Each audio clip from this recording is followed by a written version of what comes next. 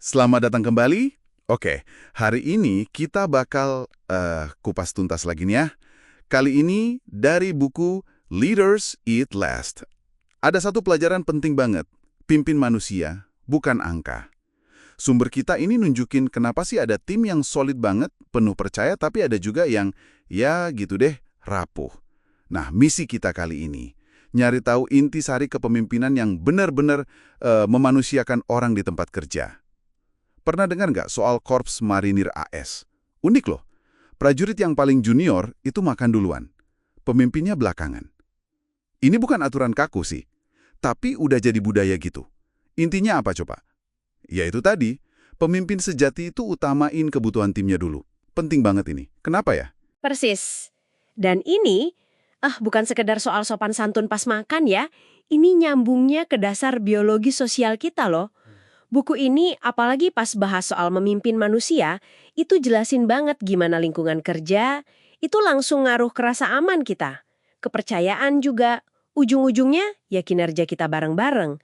Ini soal nyiptain kondisi biologis yang pas aja, biar kita bisa maju. Nah, konsep kuncinya kan itu ya, lingkaran keamanan. Circle of safety. Coba bayangin deh, ada zona nyaman psikologis gitu di kantor. Kita merasa didukung, aman dari ancaman internal, pasti dampaknya gede ya ke fokus tim. Tepat sekali. Kalau lingkaran itu kuat, energi kita tuh nggak habis buat ya main politik kantor atau jaga diri dari teman sendiri. Kita bisa fokus penuh hadapin tantangan dari luar, bareng-bareng. Ini bukan sulap loh, tapi kimiawi. Lingkaran ini micu oksitosin, itu hormon kepercayaan, ikatan sosial, sama serotonin juga buat rasa bangga jadi bagian kelompok. Jauh lebih sehat kan dibanding kortisol, hormon stres itu, yang muncul pas kita ngerasa terancam. Justru itu ngehambat kerjasama dan kesehatan jangka panjang kita. Wah, iya. Ada contohnya nggak nih? Ada dong. Dari sumber ini, contoh bagus itu Bob Chapman di Hazen Sandiacre. Oh, yang itu ya? Dia ngapain emang? Dia ambil langkah berani banget. Hapus absen check log itu loh. Terus perlakuin semua karyawan sama rata, kayak keluarga. Dia percaya banget sama kebaikan dasar manusia. Terus hasilnya gimana? Hasilnya, kepercayaan tumbuh subur. Karyawan jadi saling jaga.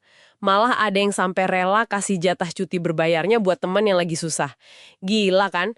Perusahaannya juga maju pesat. Nah, itu bukti nyata kan kalau kita memimpin manusia, bukan cuma angka di laporan atau sumber daya doang, hasilnya beda. Betul. Kisah Chapman itu kuat banget, nunjukin dahsyatnya kalau fokus ke manusia.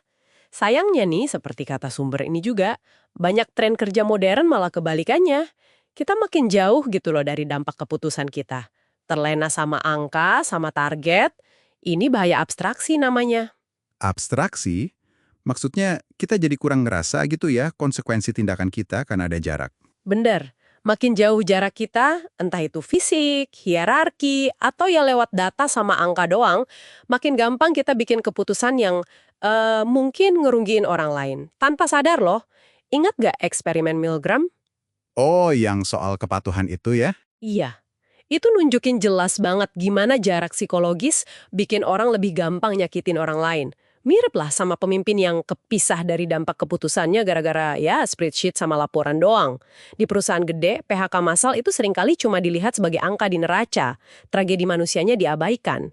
Fokus ke nilai pemegang saham jangka pendek itu sering banget ngorbanin kesejahteraan karyawan. Bahkan teknologi kayak email aja kadang bisa bikin jarak emosional ini. Orang jadi kayak cuma alamat email atau profil doang. Menarik ya. Jadi, secara biologi, kita tuh diprogram buat kerjasama, buat percaya, lewat hormon tadi tuh. Tapi budaya kerja modern seringnya nggak dukung itu, malah dorong sisi lain. Tepat, kita kan juga didorong sama pencapaian, itu dopamin, sama ketahanan, itu endorfin. Masalahnya banyak perusahaan terlalu ngandelin dopamin. Bonus, target, peringkat. Ini bisa bikin semacam kecanduan kinerja. Mirip mekanisme adiksi. Ngejar sensasi dopamin dari target berikutnya, itu bisa bikin egois, ngerusak kerjasama tim jangka panjang. Budaya kayak gini tuh ngabaikan kebutuhan dasar kita akan rasa aman dan ikatan sosial. Nah, ada perbandingan menarik nih dari sumbernya.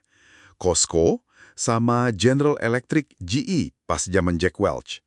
Di Costco, Si James Sinegal itu prioritasin gaji layak, kesejahteraan karyawan, jarang banget PHK. Oke.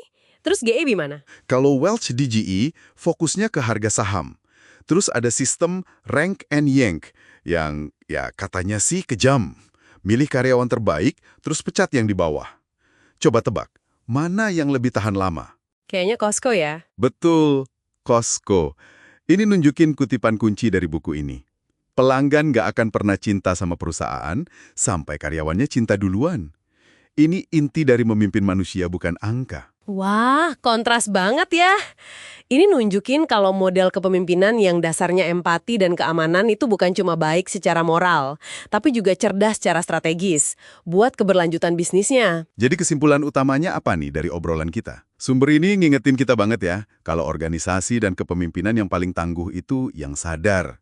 Sadar buat bangun lingkaran keamanan itu, ngelawan godaan abstraksi angka, dan utamain hubungan antar manusia. Ini bukan soal baper atau sentimental doang, tapi soal fondasi biologis dan sosial buat sukses yang beneran. Iya, dan ini bawa kita ke pertanyaan buat Anda renungkan nih. Seberapa kuat sih lingkaran keamanan di lingkungan Anda sendiri?